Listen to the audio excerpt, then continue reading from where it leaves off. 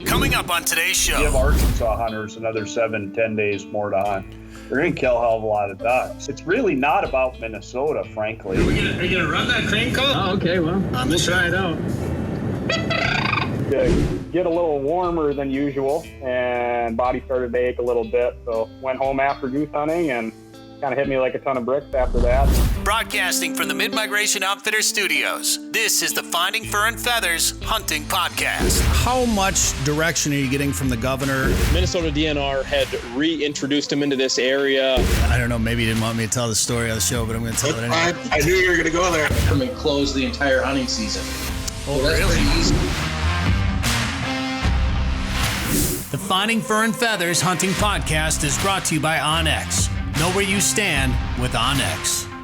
Today's show is brought to you by Haybale Heights on Devil's Lake. Visit haybaleheights.com for more. By Tazin Lake Lodge in Northwest Saskatchewan. For Trophy Lake Trout Northern Pike, go to tazinlake.com.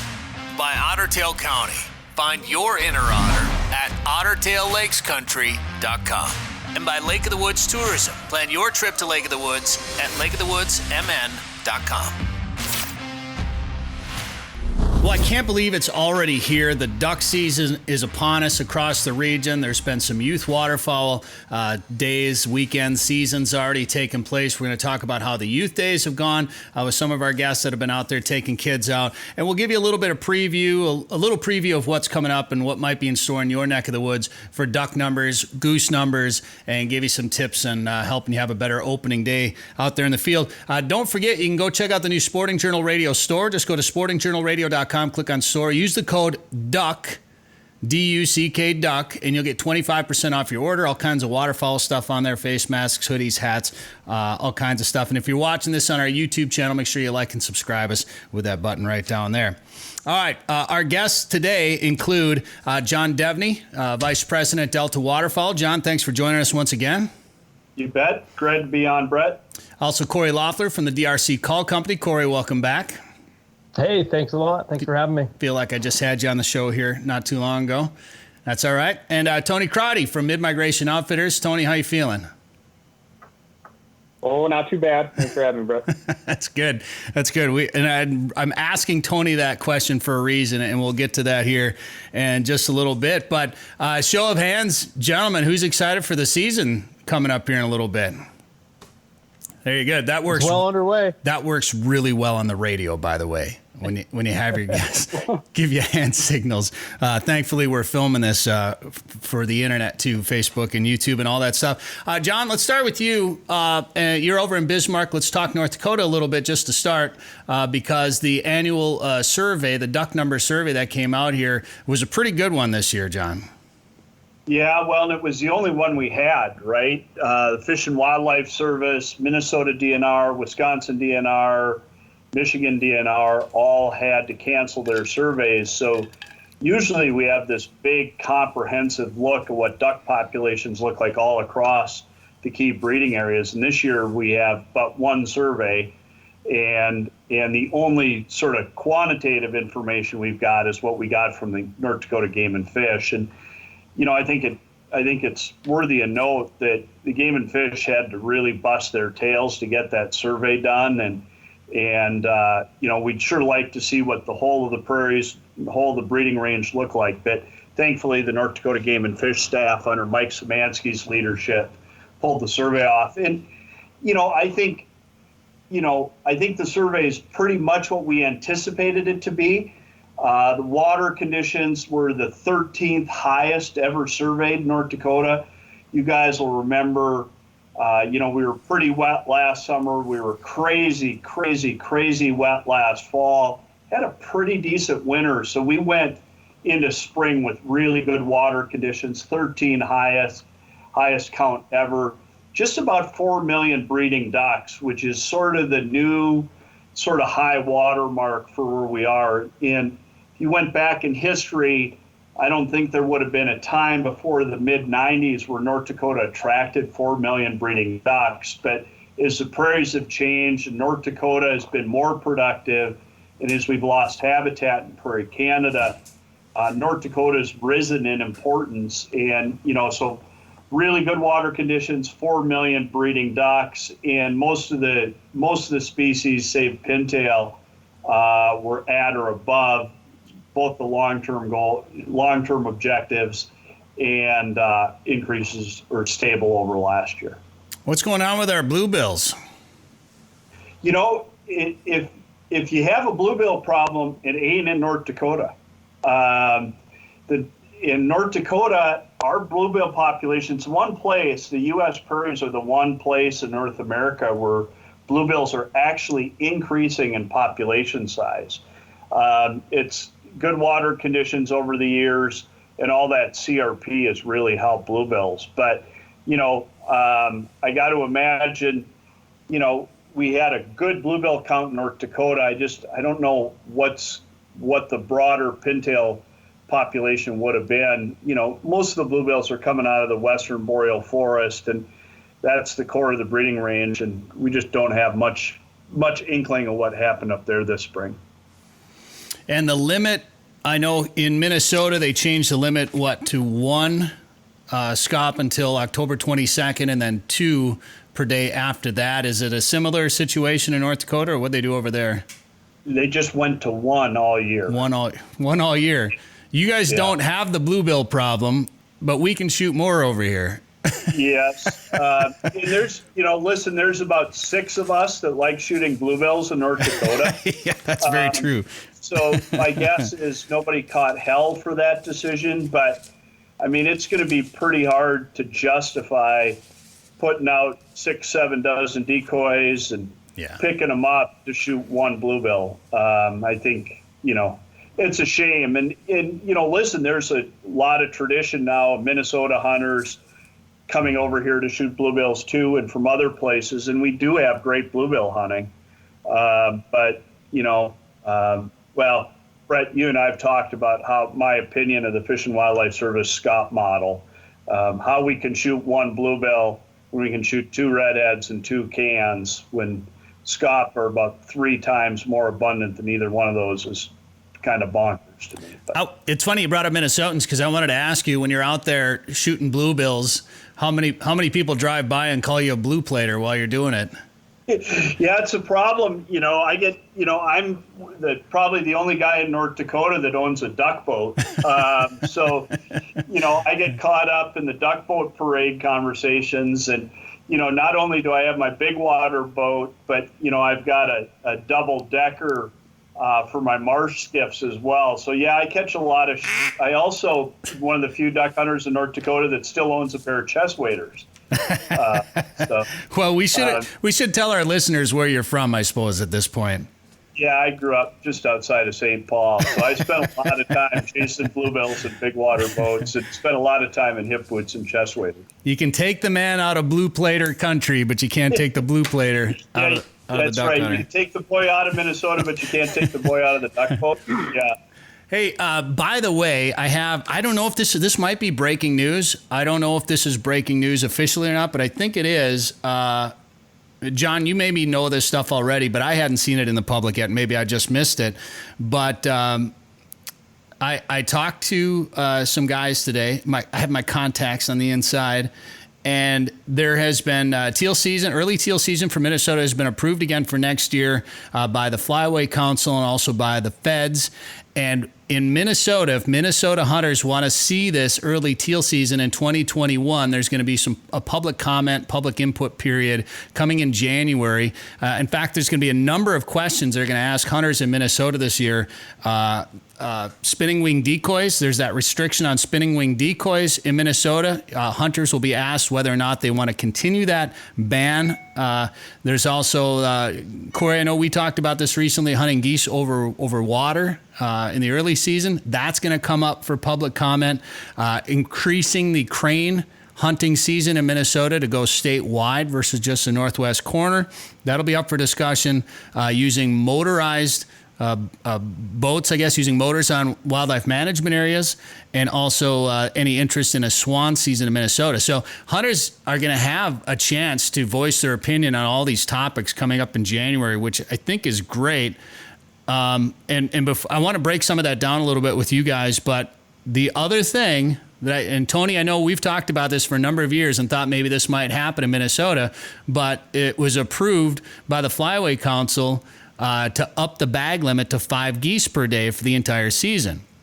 Now, the feds haven't approved that yet, and it's unlikely that they will because they didn't get to do their aerial surveys this year. So, Cory, we were talking before we got on about somebody we both know that bans ducks, and I was talking to her trying to get her on the show, and she was too busy banning ducks, and she mentioned that they weren't able to do any geese this year, and I was like, well, how does that work? You can get out there and ban ducks, but you can't ban geese. And she said it's different methods. And the surveys for Canada geese, John, maybe you can speak about this a little bit. Our aerial surveys, and they were canceled because of COVID. So because they don't have that survey data and may not, who knows what's going to happen with COVID, may not be able to do it next year. So we may not get the actual approval to go to 5 geese per day here in Minnesota, but at least they're talking about it, and it's been approved by the council. So that could be one of those changes we could see here in Minnesota. But if we can, guys, did we lose Cory? We'll see if we can get Cory. I'm on. Okay, we lost your video. Good. But oh, really? Yeah, we can still hear you at least. This might help our ratings go up. Can't see you. What are your thoughts? I know, John, we talked a little bit about this. Maybe we can just kind of recap. My thought process on having an early teal season in Minnesota is that duck hunters could get in and shoot some ducks in September. I know you like to get out there and shoot teal in September, so that would keep guys that want to shoot teal in September happy, and then you could push back the regular season opener. Because here in Minnesota, we don't get to hunt as late as you do there in North Dakota, and we had to have a chance at some late season mallards. What do you think about that, or what do you think about an early teal season, and do you think Minnesota hunters would actually go for it? You know, I think it's going to be interesting. You know, when we talked about it this summer, Bret, you know, I don't know, as I mentioned, I don't know if it's for John Devney to have a strong opinion what Minnesota hunters should do or should not do, but you know, I think at the very least, I'd like to see it considered that, you know, Minnesota hunters have a similar situation to what North Dakota and South Dakota did in terms of an option, which is to go to 2 bonus teal during the first 16 days of their teal season. You know, that may be a nice sort of hedge strategy. But, you know, listen, I'm getting phone calls from Louisiana, the Illinois River, Iowa, Missouri, Kansas. Guys are out there enjoying blue-winged teal, and in Minnesota certainly doesn't produce the teal that it did, you know, 40, 50 years ago.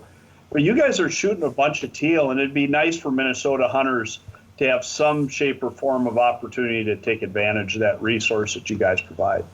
Tony, what do you think about an early teal season? And obviously you run a guide business. Would that change the way you run your guide business, or would you would just like to see some of that late season mallard hunting too, wouldn't you? Yeah, I mean, I would like both, honestly. When it comes to the guiding aspect, I don't really know how much that would change on my end. But, yeah, it'd be nice to chase teal. They're some of the best eaten ducks, in my opinion, and most of them are gone, which, you know, kind of leads into what you were saying before about hunting geese on water early.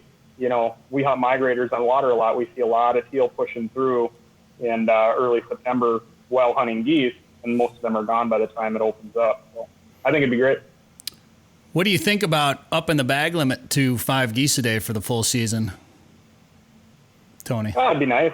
I mean, it's one of them things where, you know, when you can make hay, it'd be nice if, you know, if we get on a good hunt, we can shoot 5 birds.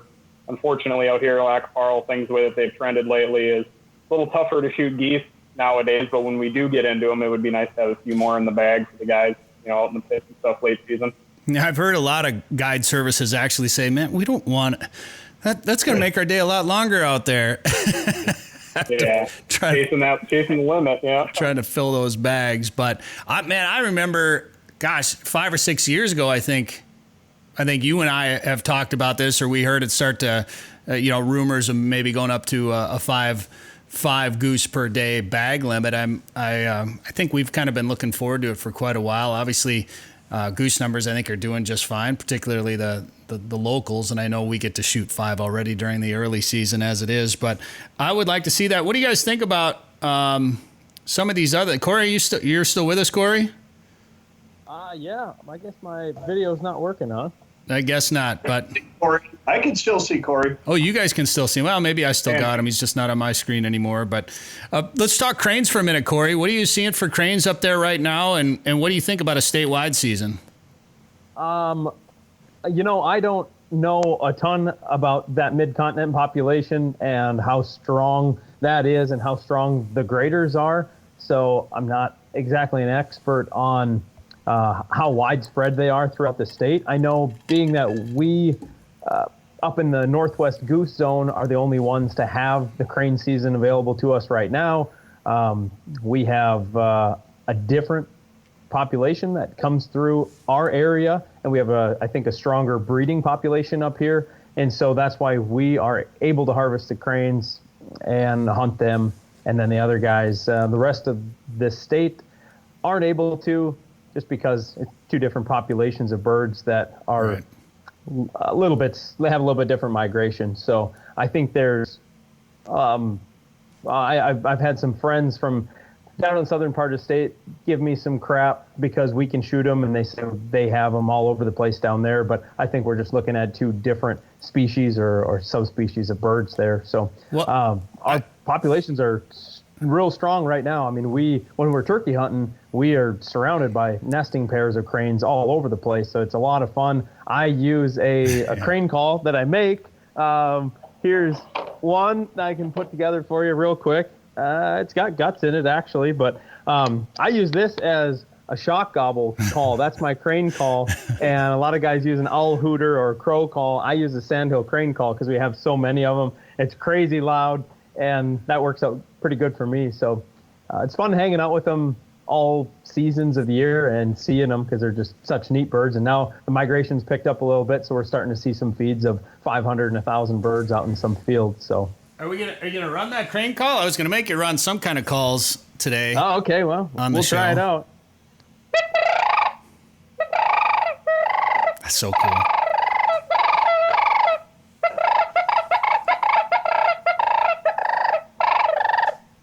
I just think cranes are some of the coolest birds out there, and I obviously enjoy hunting them. Just especially when they're on the grill. Yeah, they're delicious. They sound cool. They look cool. They're definitely one of the best birds to eat out there, I think, in the waterfowl world, I guess. I'm excited to come up there and chase them around with you this year, Cory. And I know you know Greg Knutson as well. You guys all probably know Greg. I know I talked to him a couple of years ago about this same subject, and he talked about that eastern population that comes over and gets into the central part of Minnesota. He said it's plenty big now. It's a lot smaller than the one that goes down the middle part of the country, but it's I think they're hunting them in 3-4 states already. So yeah, we should be able to too. I mean, there's no reason that the Minnesota season isn't statewide, in my opinion. I'd love it if everyone else could shoot them, but we'll take it. I guess we can get 2 this year up here in the north part. So hey, you guys got to go for a drive, come up to the tundra and hang out with me. So. Okay. It's your loss, I guess. Well, and I get the management dilemma of having to manage 2 different, subspecies like that and different sizes of the populations. But I think it's healthy enough for us to be able to hunt them statewide here. One of the other public input topics that's going to be coming in January for Minnesotans is, spinning wing decoys. The restriction on spinning wing decoys. Do any of you guys have a stance one way or another on opening that up? Because you can't use it anywhere in the first 2 weeks, right? Or first 2 weeks, and then you can't use it on state land the whole season, right? Mm-hmm. Yeah, it's pretty close to that. And I know, Cory, anyway. you hunt a lot of ducks over water, I know, up there, Cory, so you're also probably an expert on this subject. But Tony, what do you think about opening up the usage of a spinning wing motorized decoy? It wouldn't really make much difference to me. Around us, we don't have much crop out at that time. So for field hunting them, doesn't really make a difference. So you're hunting on water, and you know me, I don't really like to use them on water anyways. So, yeah. But I mean, everywhere else around us, they can use them starting opening day. So I don't really see it hurting anything. Well, let's go from there on to using motors on WMAs. I was surprised actually that this is coming up, and I know every once in a while you get into some state-owned water, and maybe not the whole thing is surrounded. So it's like, gosh, can I use a motor on? There's always that kind of that gray area where you have to think about, how you can access it and where you can use a motor and all that. What do you guys think about just opening up WMAs to motors? I think it'd be a nightmare. Right? Well, that's kind of what I was surprised. I mean, there's definitely a couple of spots where I'd love to be able to run my boat with a motor across it, but I'm wondering what kind of traffic it'll bring to some of these sloughs out there. Right. Well, and that's the thing too. Is we have so many spots that you could road right away with a mud motor onto a WMA, and it would be great access for the guys with a mud motor. But then again, it kind of takes away them spots that guys that don't have a mud motor don't have that. Then they got them spots that they can get to that they don't have to worry about. Somebody with a $30,000 beaver tail or pro drive dropping in and running up on them. So I'd say leave it, but that's just my opinion. All right. Last question on this topic for you guys. If Minnesota were to open a trumpeter swan season, will you guys go get a tag? Tundra swan, not Trump.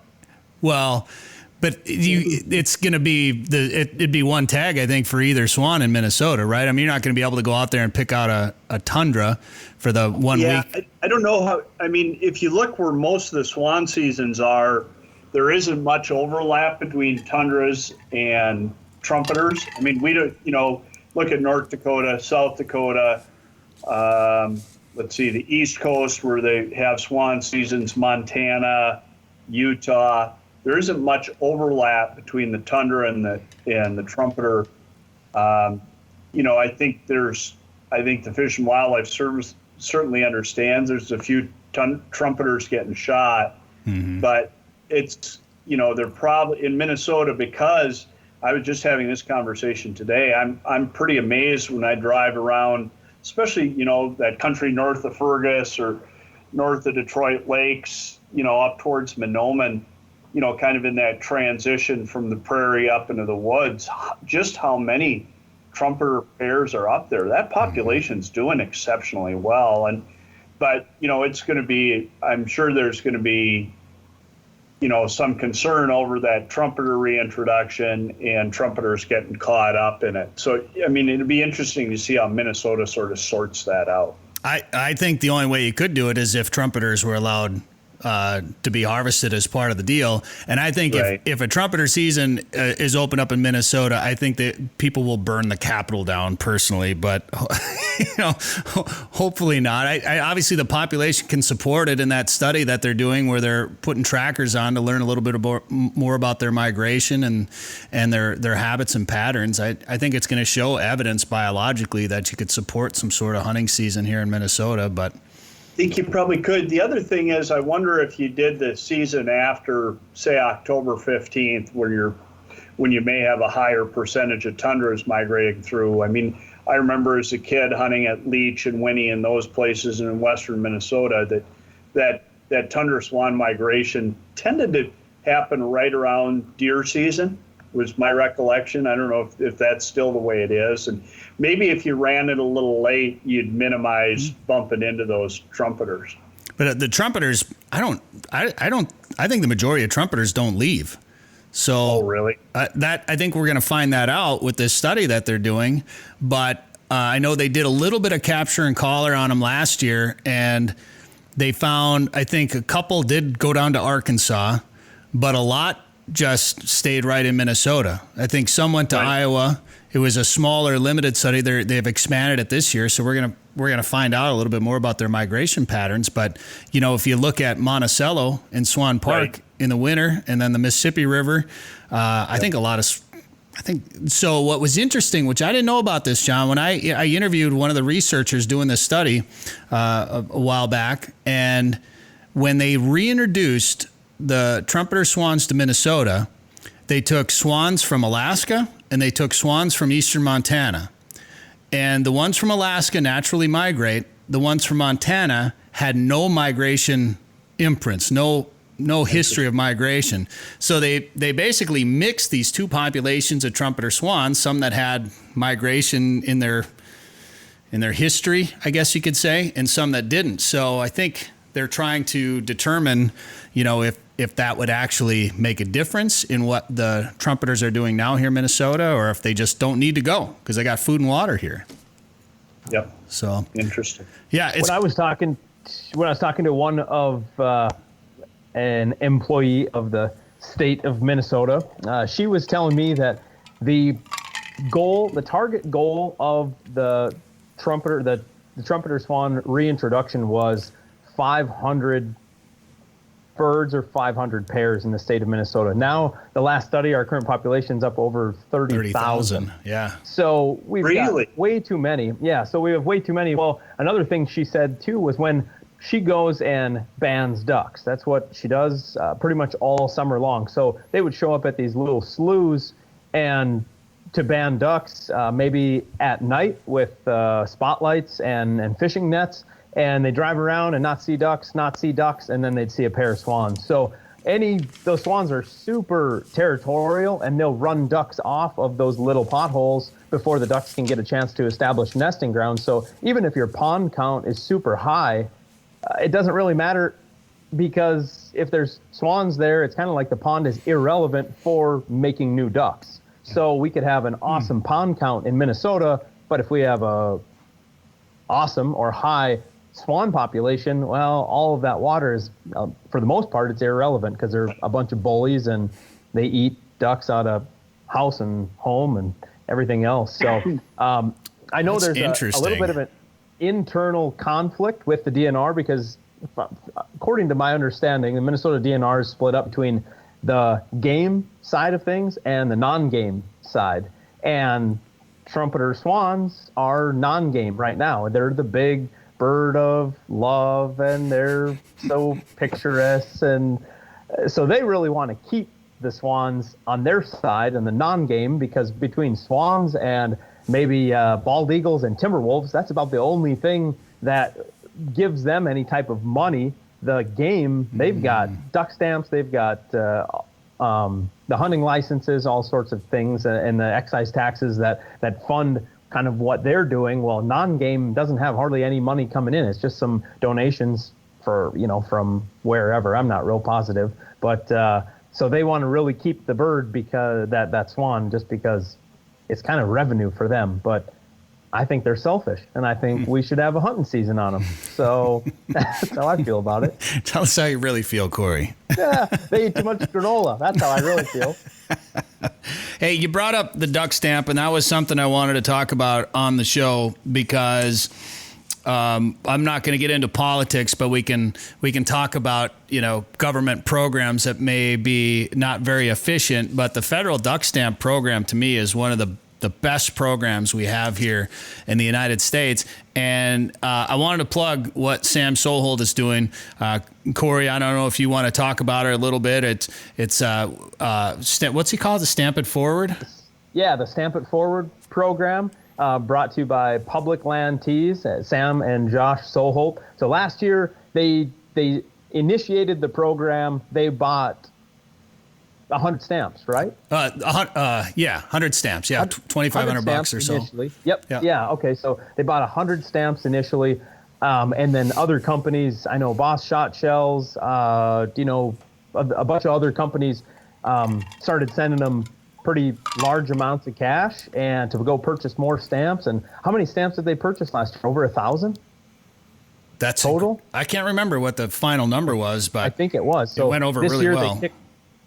Sam just kicked off the Stamp It Forward program here the other day, and he went into the local post office. He made an order and had them ship that post office 200 duck stamps or 200 extras, and he went in there with $5,000 in cash and bought 200 duck stamps. So they're kicking it off big time right now. So any order that you place on publiclandtees.com, you will receive a free duck stamp in the mail with your order until they're gone. So jump on there. You're helping out just an awesome cause. Man, they're hopefully going to hit that $100,000 mark in duck stamps this year. So that'd be awesome if they could. And then all duck hunters have to go out and buy another one, because it's the best investment duck hunters can make. Oh, what about the birders, John? What about the bird watchers? Yeah. Well, Sam has probably bought more duck stamps in the last 2 years than the non-consumptive user community has in 2 generations. Ever. Yeah. Ever. What a brilliant idea. Yeah. No, we need, and listen, with declining hunter numbers, we've got a problem we're facing. We finally made the step and increased the price of the duck stamp to $25. That was long overdue.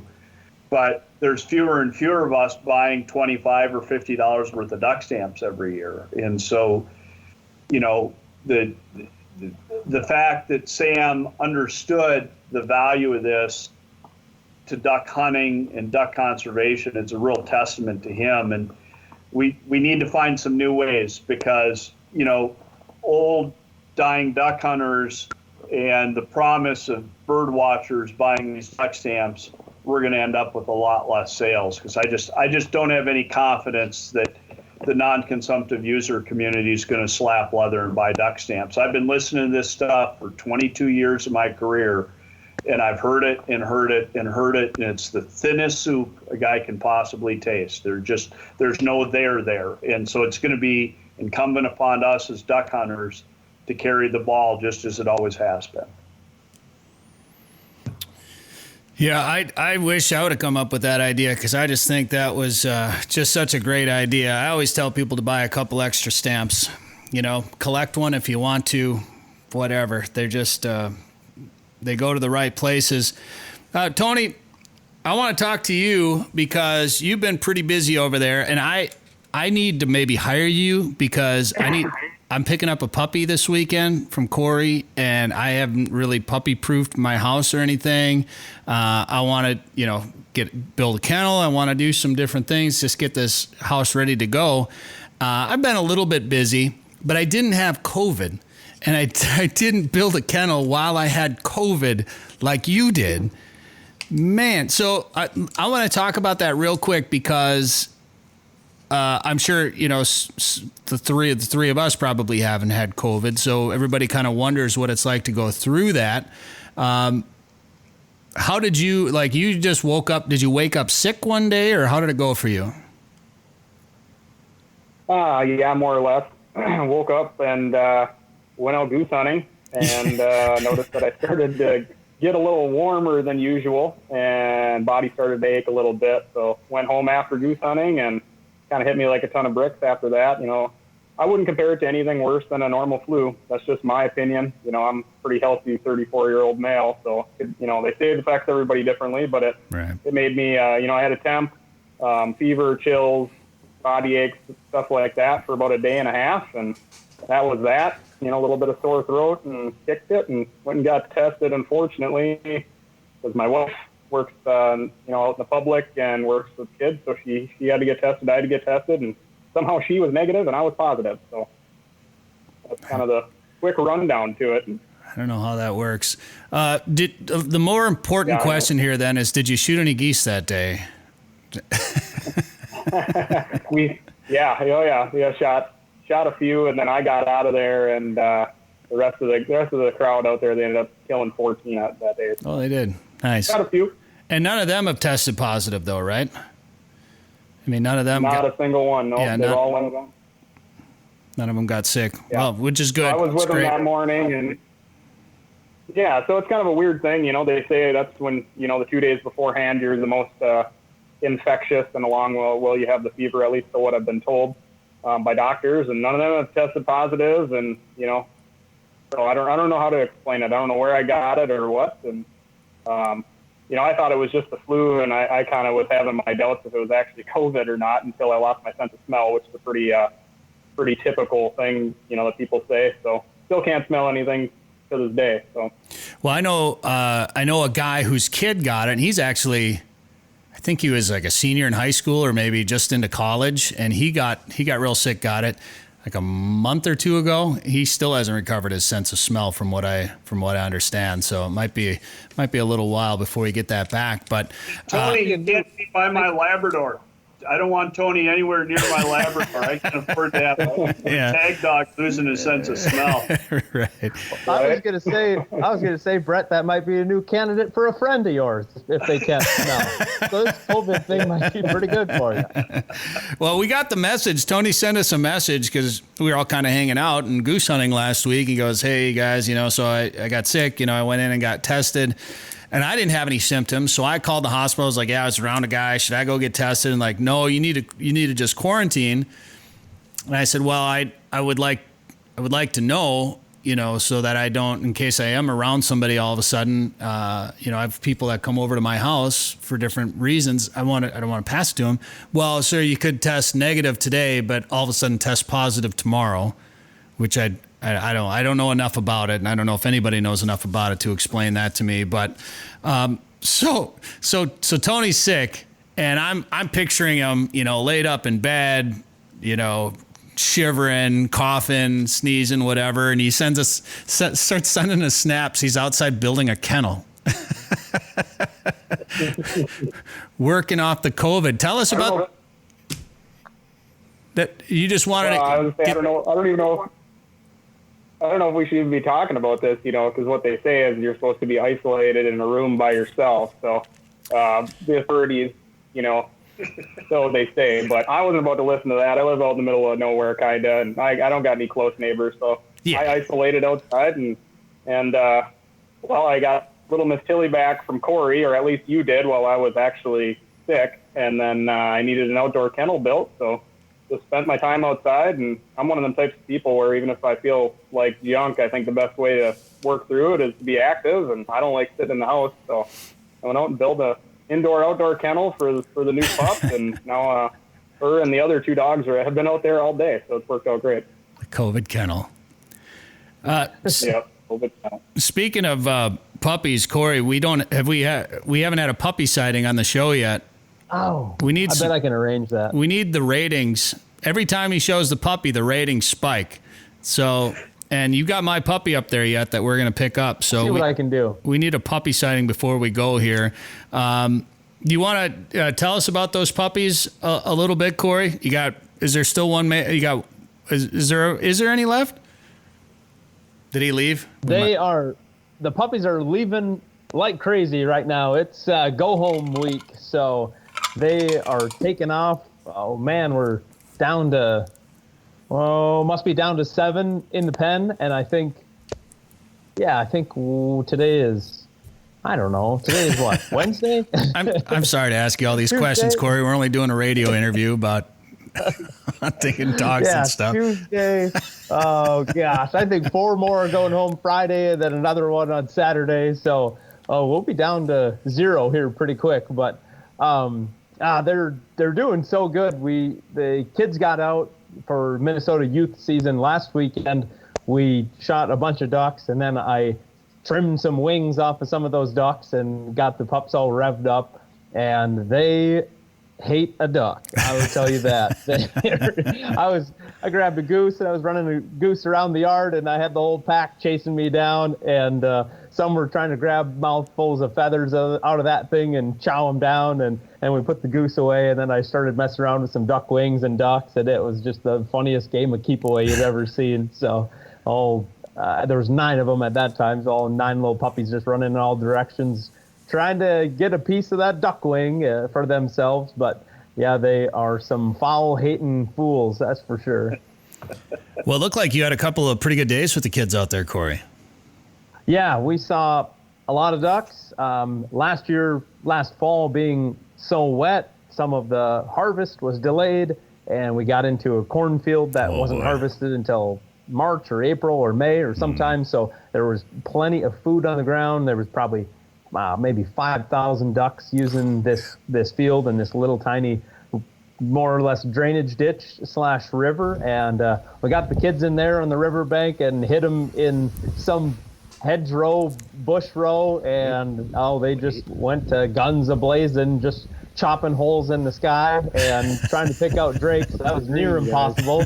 So believe it or not, the 5 boys that I had out on day 1 on Saturday they had a much better drake to hen ratio than the kids on Sunday. But the kids on Saturday, they were just running 3 shells through that gun. Like, I mean, their dads were paying for all the shells. That was obvious because they didn't want to go home with any of them. And so there's ducks falling all over. And Drake. Yeah, we're doing pretty good. A couple hens here and there. And I was pretty surprised. And then I had 9 kids the second day and just me. So I got 9 bloodthirsty, gun-toting kids ready to go, ready to hit the ditch again. And so I said, all right, we got almost twice as many kids. Here's the deal. Everyone's putting 1 shell in the gun. There's one boy, little Max. He had never shot a duck before. So I said, Max gets to shoot first. He's going to try to shoot his first duck.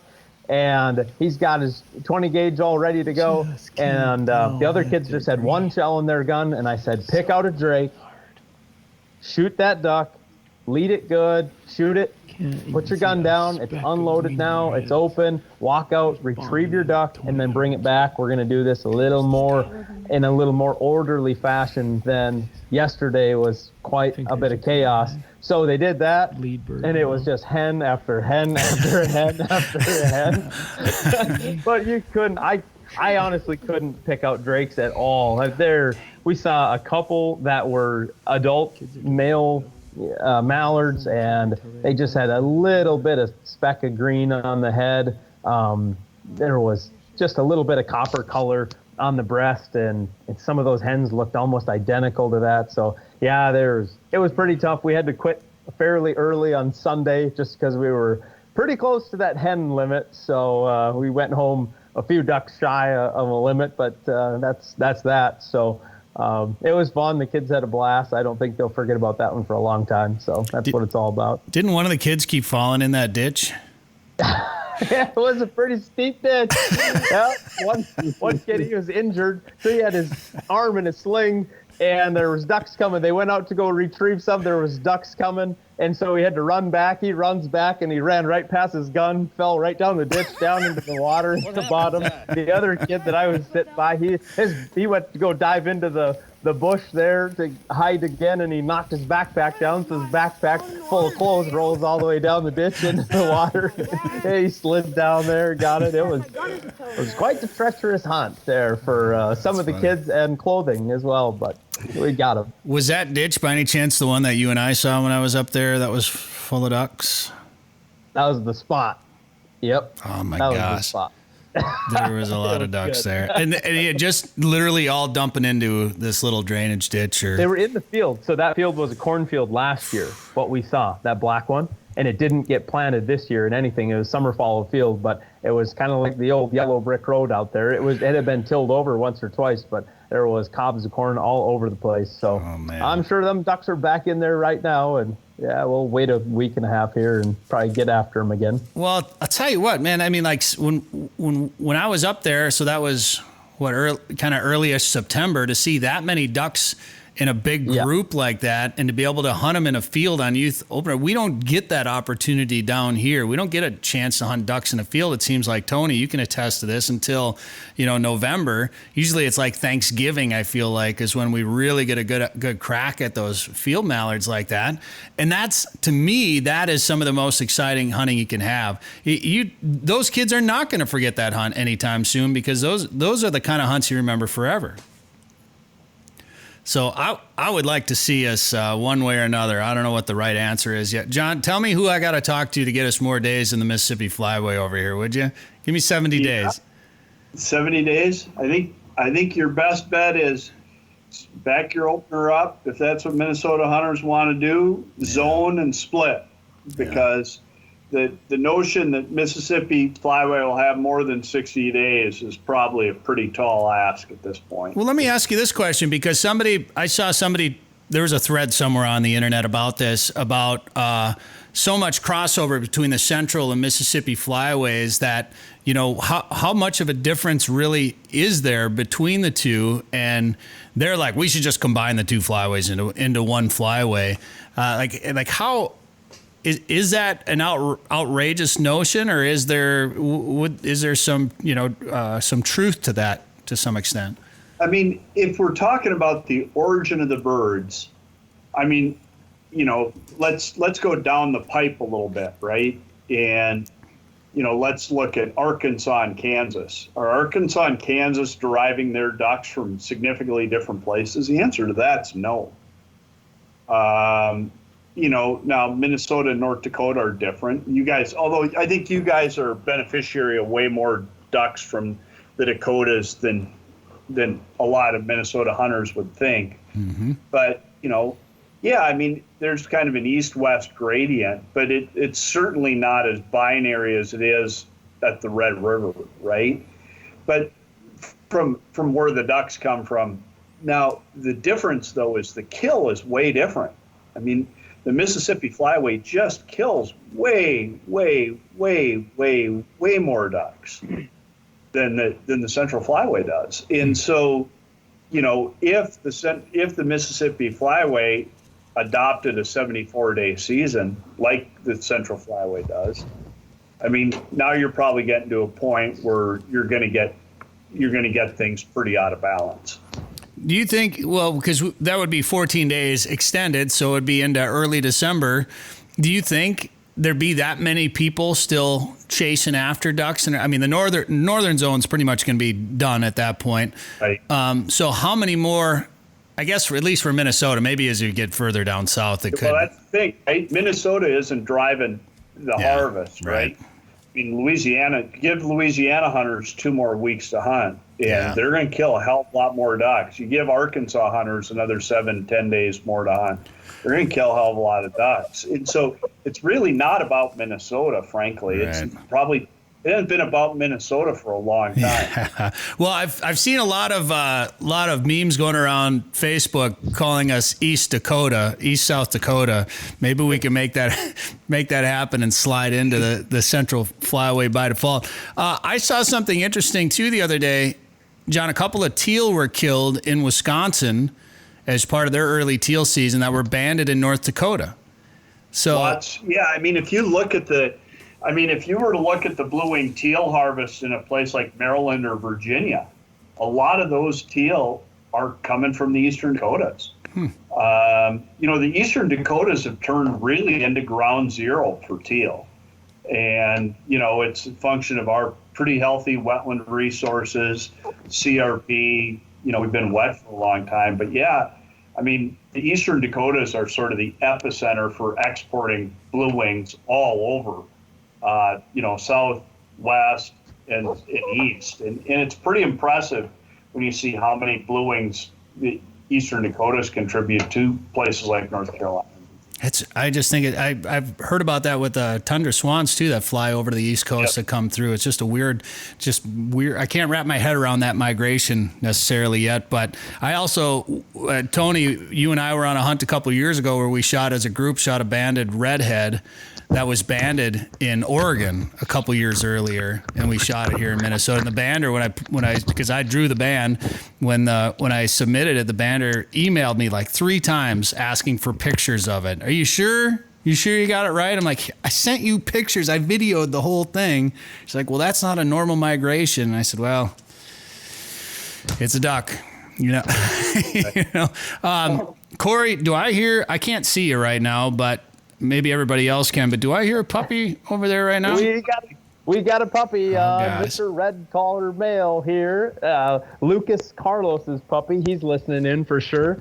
And there goes my earbud. So I've got a little guy here. So Red is mom, and Red is one of Boone's pups, and then Snapper is the dad to these guys. So this would be a brother of Tiny, who Bret's getting to take home. I've got some of that Stamp It Forward data for you. Mr. Sam Solholt just sent me a text. So publiclandtees.com is the place to either donate right now. So all donations sent in right now, donation period is open, and for every $25 they get, they're going to buy another duck stamp. The donation has been open for 24 hours now. They've received $1,500 so far. This year they kicked it off by buying 200 duck stamps, $5,000 worth, and they just picked those up a couple days ago. Last year, they kicked it off by buying 100 duck stamps, and they ended up raising enough money to buy 1,000 duck stamps total, raising just over $25,000, and in the duck stamp funds. And this year goals are set high, definitely above 25,000, and you can donate money if you'd like over at publiclandtees.com. And then every purchase from publiclandtees.com after the 28th of September. So just a few more days here, a couple more weeks, you will receive one of those duck stamps for free with your purchase. That's my birthday. It's a good day right there. I like it. Well, Sam is probably watching this too. Nice work, Sam. Keep it up. Go buy some duck stamps. Support Public Land Tees and Sam. Support your conservation organizations like Delta Waterfowl. Gentlemen, of course, book a hunt with Mid-Migration Outfitters. Get to hunt with Tony, maybe myself even that day. Buy a call from DRC Calls or even a puppy. And John Devney, Tony Crotty, Cory Loeffler, good luck this season. Can't believe waterfowl season is here. Good luck, and thanks for being on the show. This has been the Finding Fur and Feathers Hunting Podcast, part of the Sporting Journal radio family. Subscribe wherever you get podcasts, or visit us at findingfurandfeathers.com. Looking for fall adventure? Might as well pick a place with over 1,000 lakes. Ottertail County, Minnesota is in the middle of everywhere, offers a simpler pace, and has something for everyone. Find your inner otter at ottertaillakescountry.com. Devil's Lake is legendary, and this summer has been legendary for walleyes. Don't miss out. Call Haybale Heights Campground and Resort today to book one of their modern cabins on East Bay. The cabins are furnished with a full bathroom, kitchen, and all the amenities like high-speed internet, and are clean following CDC guidelines. Staying at Haybale Heights gives you full access to a private boat launch, fish cleaning station, and beach area. Learn more at haybaleheights.com. That's haybaleheights.com. Plan your trip to legendary Devil's Lake today. As we all navigate through the tough times of 2020, finding new ways to enjoy summer has become a way of life. If you're searching for the perfect getaway this summer, look no further than the walleye capital of the world, Lake of the Woods. Fish the Rainy River, Big Traverse Bay, and don't forget you can still experience the uniqueness of the Northwest Angle. For your best chance to catch big fish, go where the big fish are. Lake of the Woods. Plan your trip at lakeofthewoodsmn.com. If trophy lake trout and monster northern pike are on your list this summer, book a trip to Tazin Lake Lodge in northwestern Saskatchewan. Everything from numbers to big fish. See pictures, videos, and more at TazinLake.com. This is quite the fishery. Our 5-star chef will feed you well after a day of chasing giants on Tazin Lake. Dream come true. Get rates, dates, and more of what you can expect. It could be the best fishing you've ever had in your life. At TazinLake.com. That's TazinLake.com. Tazin Lake Lodge is a proud partner of Tourism Saskatchewan.